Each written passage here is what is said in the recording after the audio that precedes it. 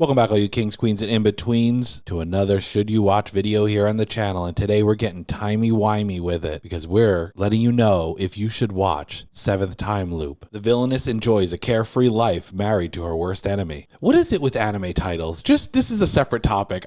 Why are they all titled like this? Because they want us to forget them, and also they want to compete with each other for the longest, most obnoxious title ever just to irritate YouTubers like us. I feel like it's light novel adaptations primarily that are like this. Like, you don't know. You don't see like Bleach or Naruto or Dragon Ball Z. They're not titled like that. It's not Dragon Ball Z, the kid who looked like a monkey and was finding balls all over the place.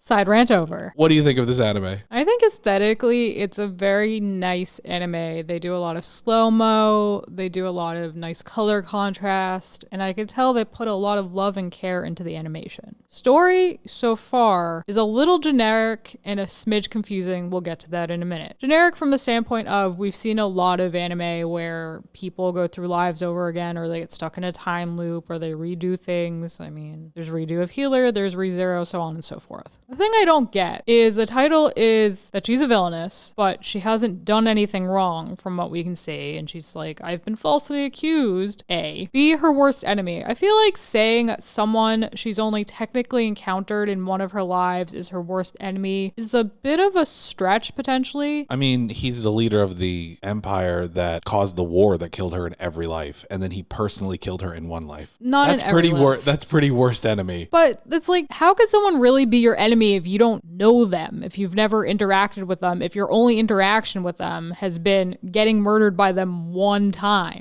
When you how many times do you have to get murdered by somebody for them to be your worst enemy, Elaine?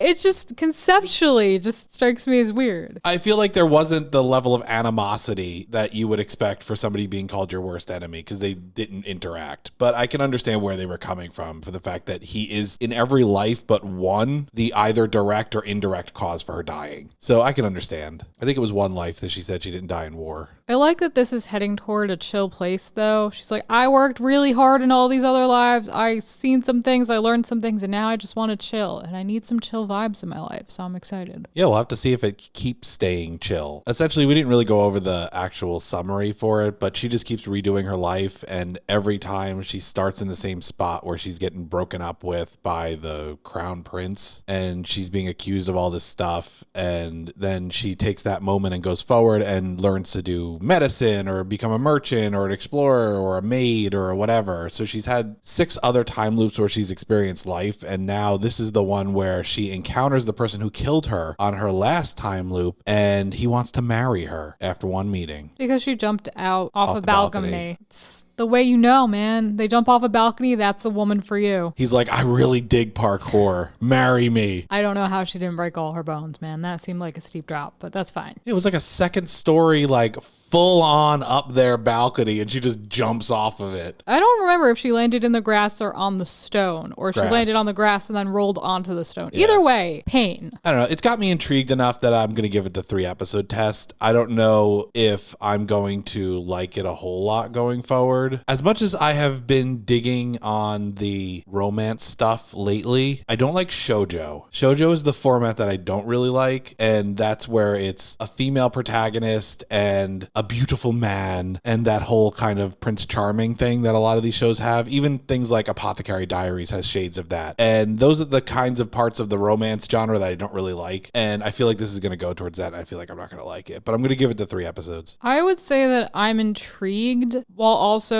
still confused by the premise, which is for the reasons I mentioned previously. I don't know how shoujo it's gonna get, just from the standpoint of she has this memory of this person being such a bad person. I think we're gonna get more drama than chill, and she's gonna hold him at arm's length knowing what he has the potential to do and what he plans on doing. That's always the start of shoujo. Look at things like Sugar Apple Fairy Tale. That's a shoujo thing, and he's like an asshole from the beginning. But they grow to appreciate each other and love each other and be devoted to each other. It's my least favorite trope. Haters to lovers. Oh, vomit. And look at Apothecary Diaries. He's all obsessed with this little girl, and he don't even got no junk. Jeremy, stop it.